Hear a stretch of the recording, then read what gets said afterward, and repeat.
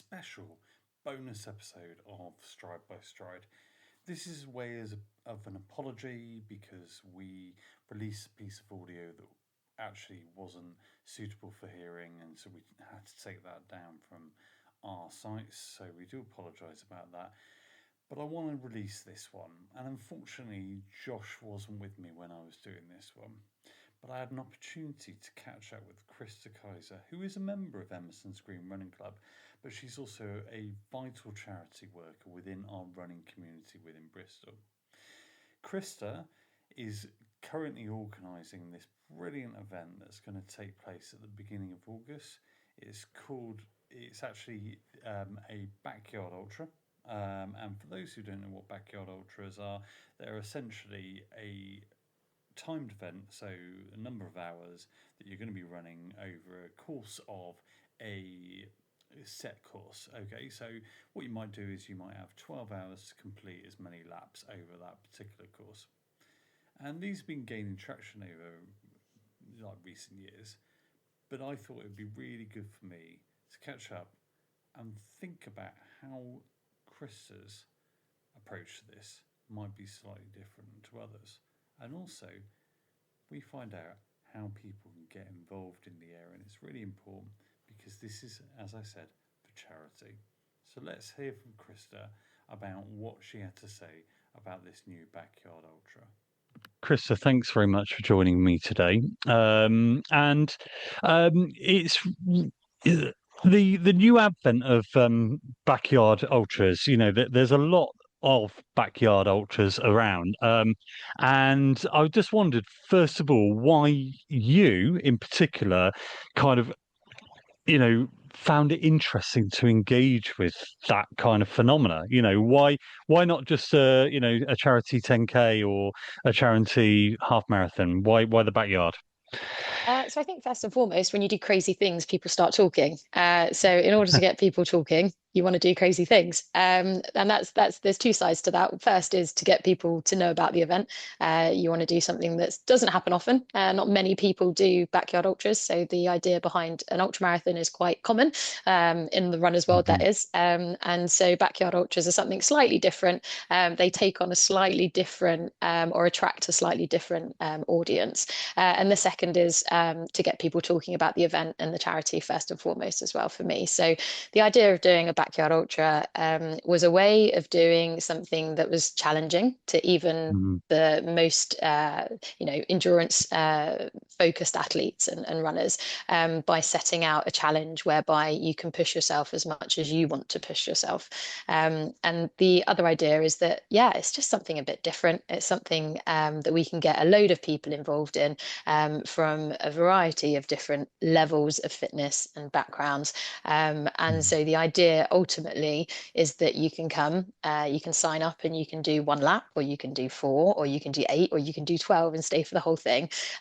Or you can come and make up your mind on the day. Ultimately, you don't have to commit in advance. When you sign up, we're asking just to give an idea so that we can kind of measure the number of people throughout the day. But if you turn up and you have an amazing time and you really fall into a rhythm and you want to stick around and do the whole thing, then please do. We're not going to kick you out just because you've not signed up for it. And similarly, if you start running and you've done a couple of laps and you feel a bit tired, or you'd rather just sit down and have some coffee and cake, by all means, you're able to do that as well. Yeah, so really sort of focusing on the kind of community connection side of things, really, which is obviously quite important. And I suppose it's an important element about, sort of sitting down, talking, all that sort of stuff, and the connection with the charity. So you're doing this for the Andyman's Club. Can you tell us a little bit about that charity for us? Yeah, of course. So Andy's Man Club was actually founded by Andrew, who took his own life back in 2018, set up by his brother-in-law, Luke, and his mother Elaine. And Luke is actually taking on currently, he's doing a personal challenge, Mission Possible, of taking on 5 UK Ironman challenges this year. So kind of a loose connection between myself and Luke, but he's definitely winning on that side. I'm only doing one. So the idea behind the charity is pretty simple. They want to let men know that it's okay to talk. So they set up and they facilitate weekly meetings on a Monday evening up and down the country and they're growing week after week. They're launching new venues around different cities. And essentially, the idea is that men turn up for a cup of tea and a biscuit and they sit and talk. And they have rough structures that they follow within the meeting, essentially just a kind of like an introduction, and they kind of take it in turns to talk. And the idea is just providing a safe space for men to talk to other men. Some people find that easier than others as time goes on, and some don't. From my experience of speaking to some of the volunteers at the charity is that, some men turn up and they don't say anything for months and months, but just being there surrounded by people to let them know that they're not on their own, and they're not the only people facing the thoughts that they're facing, or the emotions that they're facing, or the things that they're feeling on a day-to-day basis. It's really just to let men know that they're not alone in this. And the charity worked tirelessly to really push this, and get as much money as they can to obviously grow and facilitate these meetings. But ultimately, what they want to do is just make sure that people are aware that they exist, that those meetings take place, and that people can turn up and talk, and ultimately prevent male suicide. Is their goal ultimately. Yeah, and of course, that is really important, isn't it? In the fact that actually, historically, men have not been as communicative around their feelings, and it often ends in a very kind of violent way, doesn't it? As opposed to sort of other times. So, in terms of choosing that charity, was it always something that you wanted to do it for that particular charity, or were there a variety of options that you were thinking about? So I'll take you back slightly. So last year I did my first Ironman. It was a half Ironman, and I did it in Weymouth. And I Mm, swore up to in all of my training for the 6 months that I trained for it, I would never ever sign up for a full Ironman. 2 weeks later, signed up for Barcelona, which was a full Ironman, and I told myself, right, if I'm doing this for the full thing, I'm going to do it for something that's much bigger than just my ego. I've done it. I've proved to myself that I can do this. If I'm going to do it for something bigger, it needs to be for a reason bigger than just me. So I started looking around. Men's mental health is something that's quite close to my heart. It's a cause that I think doesn't get it's not spoken about enough, and ultimately that's how they end up mm, in the men end up in the position that they're in. mm, But also I personally have been affected by close family and friends by mm, mental health problems, both men and women. I think ultimately the difference is that women are much more, they force each other to speak, whereas men don't quite in the same way. If I'm sitting down with my girlfriends that are having a tough time, we're not leaving that room until they tell me what's wrong. Whereas men, mm, I think, struggle with that kind of pushing them to really, really open up. And so for me, it was right. That's definitely what I'm doing it for. So, like you say, when I identified who that was, it was a case of finding which charity I wanted to do it for. And Talk Club is something that are another men's mental health charity. They're actually based in Bristol. And my gym that I go to, Valesco, have got an affiliate. They've done Trump fundraising with them before. So I wanted to kind of choose someone else and raise some awareness for another mm, charity that deservedly need the recognition as well. So found Andy's Man Club, and have since been in so many conversations with them. I did the Southampton half marathon with them, and that kick started actually what is a 6-month fundraising campaign, of mm, which that half marathon, this ultra marathon, and the Barcelona Ironman are 3 of 10 total events that I'm doing over 6 months. So a huge mm. fundraising campaign, to raise as much awareness and hopefully support as I can for the charity. Yeah, it's really interesting, isn't it? And actually, a lot of men start their healing journey through doing things like running, particularly Of course. endurance running. And I think as their healing process, and also giving back as well. I think what do you think that endurance running is synonymous with having to need to do raise money for charity? I mean, is it? For you, is it about sacrifice, or is it about motivation? What is it that, says, okay, right, I'm going to do an endurance race and I'm going to raise a ton of cash? Yeah. I think for me, I'm going to do it anyway, so I might as well Right, do okay. it for a good cause. And Fair it, enough. it Yeah. helps you with the training, and thankfully, training for this has been. There's a reason that I set my events up in the time of the calendar that I do, which means you can train through the summer rather than through the winter. But the long days, the sessions that you don't want to get out of bed for, you've been training the night before and you've got to get up early the next morning. It's really, like you say, it's having a reason, and it's a Mm. reason that's bigger than me. If it was just me, yeah, sure, I'd sleep through a session every now and then, or I might go a bit easier on a session where I know I need to push myself a bit more, and having that Mm.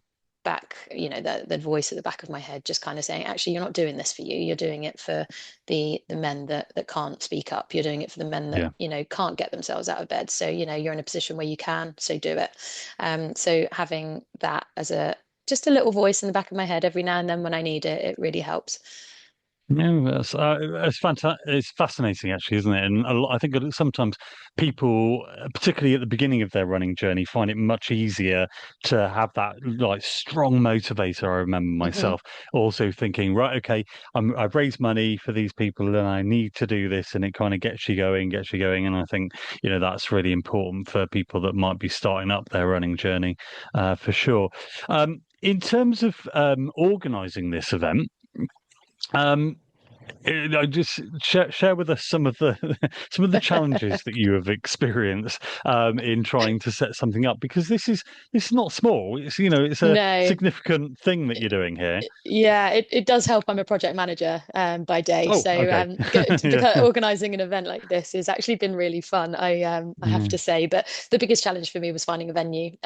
It Okay. was finding a base that were willing to essentially open their doors for you're talking 13, 14 hours across the a Saturday, whereby they might be closing, like Bakehouse particularly where we're hosting it, and where they've kindly agreed to cater to all of our needs, pun not intended. Mm. They've been great, but finding a venue, particularly in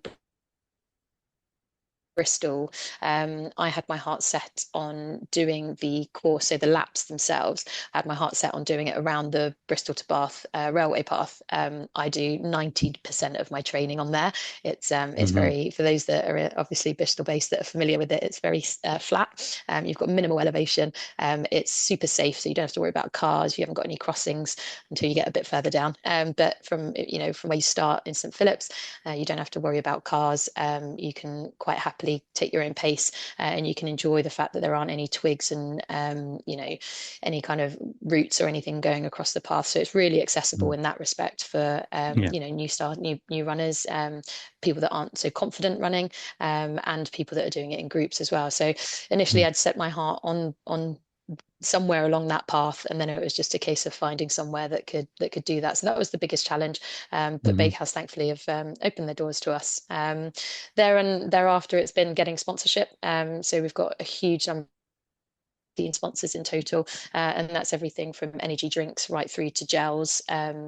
You've got CIS that are on board. You've got Newtonic have kind of donated some drinks as Mm. well. You've got ESN, LSKD is doing some clothes as our no rep. We've got Physio and Flex. We've got a DJ and Logan. We've got so many different sponsorships, Mm. and the run club that we facilitate out of Valesco, the gym as well. They're getting behind us. So it's just convincing people to donate and kindly give us some bits, which for everyone that I've had a yes to, I've had 5 people turn down and say they can't do something. So it's just a case of reaching out to as many different companies, and companies that I also use. So I'm familiar with their products, and I don't want Mm. anyone coming behind an event like this that I don't personally fully support and endorse. So it's been great to Mm. have some huge companies backing it, that are companies that I also like as well. So once you've got that side of things, then it's just a case of getting the admin up and ready. So obviously the sign up links, the FAQs, donation pages, all of the fun stuff that go around it, and then spreading the word. So social media has been great for that respect, Mm. and obviously spreading it around run clubs, Amazons. You've got the left-handed giant. Hopefully, will help us out as well. And fingers crossed we can spread the word. Yeah. And how are sign-ups going? Yeah, they're going surprisingly well. I've had about 10 people confirmed to do the whole thing. So Okay. fingers crossed they don't start pulling out. But yeah, considering sign-ups have only been live for about a week or so, I say Hmm. that's pretty good going. We've had a few more obviously sign up for drop-ins throughout. But the idea behind it is that, like I mentioned, we want to get as many people involved in the day as much as possible. So whether they sign up Mm. for 1 or 12, to me, it doesn't matter as long as you're coming Yeah. down and you're letting people know that that's what you're doing. Word of mouth is a really powerful tool. So we really want to make it the most inclusive and accessible event when it's not just runners, so we're targeting anyone that has any kind of interest in walking, running. We're trying to get some rowers and some bikes down so we can appeal to runners that might be injured or people that just don't like running, that can still Mm. do the laps and that can still raise awareness for the charity. So by doing so, we've been able to appeal to people that may not be necessarily wanting to jump at the chance of doing an ultra marathon in inverted commas, but the Mm. idea of breaking it down even further and having different loop distances available as well. So we've got 3, 4, and 5 kilometer loops available. So if you wanted to walk one lap and then run one lap, you can do that. And you can alternate. I welcome people to sign up as a team, take it on as Mm. relay style, if you will, and you can kind of Mm. alternate every 3, 4 hours over the course of 12 hours. And yeah, like I mentioned, just the route itself is totally accessible, and the event is aimed at anyone with any kind of fitness background. If you're coming from the runner's world, great. If you're coming from the functional fitness world, great. We really want to make sure that we can celebrate anyone, whether it's the first time that they're doing a 5K. People might be turning up and this might be their first time doing a 5K, and we want to celebrate that as much as someone it's their first time doing their first ultra.